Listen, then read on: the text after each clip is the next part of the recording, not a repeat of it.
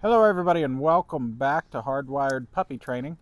Today I'm with my now 12-week-old puppy, Bungie, the Border Collie. The last couple weeks you should have been doing everything that we've taught you to do before, but now that he's 12 weeks, it's about time to teach him impulse control. And impulse control is incredibly valuable to teach a dog really early on. Now, when they're 8 weeks, 9 weeks, 10 weeks, and even 11 weeks, they can learn these things, but it's a little bit more difficult because, as you just see, he sees something, he wants to go get it right now. And now that he's 12 weeks, he can start understanding corrections a little bit more. So for now, they're just going to be a little bit of verbal, a little bit of leash pressure, no real pulling and yanking and popping and all of that. In a perfect world, you don't want to do that anyway, even with an adult dog. Um, but impulse control is incredibly hard to teach dogs most of the time. And so what we want to do is get it through his mind that there's certain things that aren't allowed. And that's going to take some consistency. It's going to take patience and calmness for both you and your dog. And so I don't think you can teach leave it or any of that stuff without any sort of verbal correction at all. But there is ways to make it a little bit more enjoyable for you and your dog. So what we're going to start with is we're going to start with stay and wait, and then we're going to go to leave it. Stay, I don't usually use the word stay, but it is a valuable thing to teach your dog just in case. Stay to me needs to be more of an implied stay. There are times when the word is necessary, but it's not a huge deal if he doesn't learn it right away.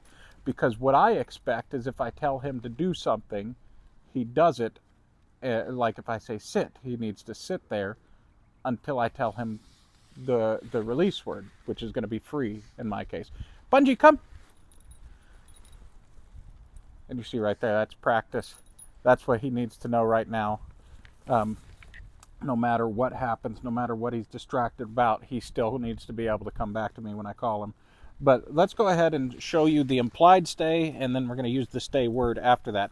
Now, just so you know, stay means stay there until I tell you to get up.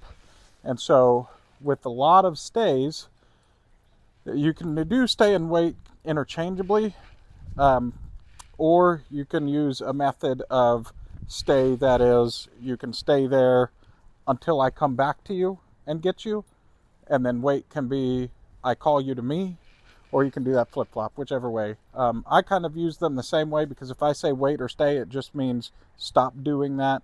You're going to stay right there in that position until I tell you otherwise. Come on, Benji! All right, so let's go ahead and start. So what I'm going to do is I'm going to tell him sit.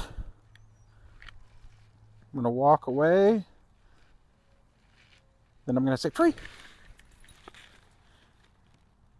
That way, now you don't want to start off walking back too far. If your dog just gets up right away, then you need to take one step. If he gets up before you even take one step, then what you can do is you can say sit, and then just lean back like that. So you lean back and then tell him free. So that's one way to do it. Now, if you want to use the word stay, it's a little bit similar. You just add the word stay into it. And so now I'm going to use the word down. No, down. Stay. No, down. He hasn't done this in down before. He doesn't know what he's supposed to do. So that's why we do this. So I'm luring him back into a down. No. Stay. Yes.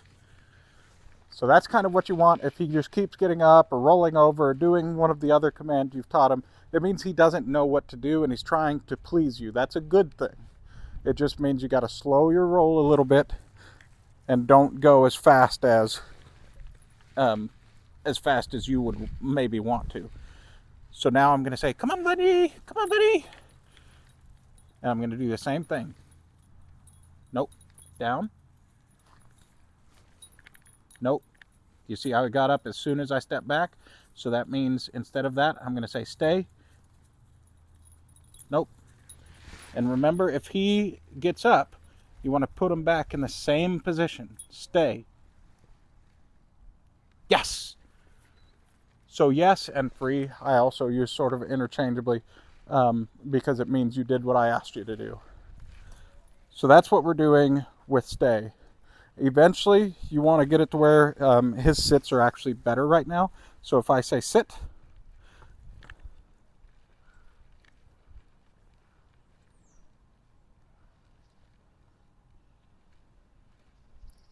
free.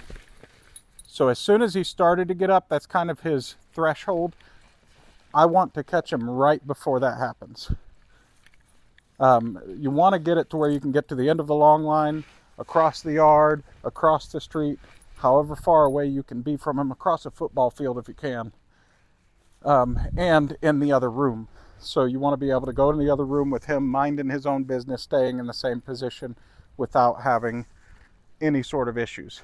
So that's what stay is for, is to put you in a position and have you wait until I call you or come back to you or do any of that. That's how I train stay. Wait is a little bit different, and different dog trainers do this differently. I told you a little bit at the beginning, but the way I use it is you're waiting for something to happen. So for example, his meals, I will train him to wait for his meals so he doesn't just immediately start gulping it down. So if I tell him sit, I'm going to drop this and I'm going to say no, wait, free, and I'm going to let him go get it. Now his sniffer doesn't work so good, so I'm actually going to help him find it. It's right in my hand, buddy. There you go. So that's kind of what wait is for, to get to that point where he can sit. That's why I use the implied stay, right? Is where he can sit and stay there and wait for the food. All you have to do, you don't even need a leash to do this, unless your dog's just super hyperactive. But if you use a leash, you can put it under here, and I'm going to put this on the ground and I'm going to say no, wait, and I'm just going to put my hand in the way. Yes. And that's how you get to the point where you can back up with a wait. I've done it using his meals at the end of the night. Like you train him throughout the day with his kibble, you train him with treats, whatever. At the end of the night, you still have a handful of kibble left to give him. You put the kibble down in the crate floor. You need to be able to close the door and start walking away and then say free. That's kind of where you want to get to. Now, you're not going to be able to get that right away. What you do is you put it on the floor, you say wait, count to 2 seconds, then free. If he does that well, the next night count to 3, the next night 4, you just keep building that up.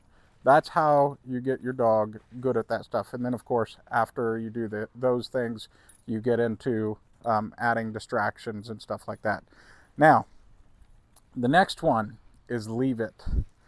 Now, leave it is probably the hardest of these three for dogs, but it's the same sort of philosophy. You throw something on the ground, he doesn't need to go after it. But leave it, he should never, ever, ever get the treat that you throw him on the ground. So if I take some kibble from my pocket here, whichever pocket it's in, I'm going to say, you see how he's biting me like that, and he'll bite the leash and all of that stuff because he's a puppy. That's why we train leave it. Is leave it means you're not allowed to get that. And so there's a lot of trainers out there. No. There's a lot of trainers out there who will train the dog to go get the treat after they say leave it. You don't want to do that. So you want them to know that if I say leave it, it means you can never touch that. So I'm going to take these, leave it. Yes, as soon as he refocuses back on me, that's when I give it to him. Now, what you want to do, you want to get to the point where you can pick these up without him going after them and put them back in your pocket. And then you just have the same thing you can use over and over and over again. So I'm going to look at him, I'm going to throw it, and I'm going to say, leave it. And I'm just going to kind of prevent him from getting it. As soon as he turns around, say yes, give him the treat. So that's how you do leave it.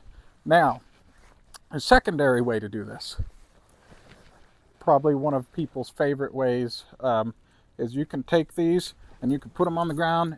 As soon as he gets there, you say leave it.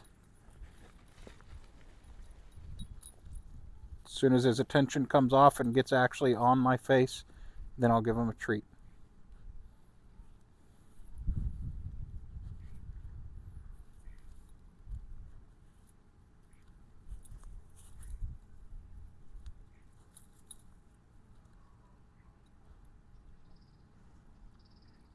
Yes. So he gave me a little bit of eye contact there. That's all I'm looking for. Good boy. Come on. Come here, buddy. He's still chewing. Okay, come on. Come on, buddy. Come on. He's seeing if there's anything left there, so I'm going to pick him up and get him away from there. Now,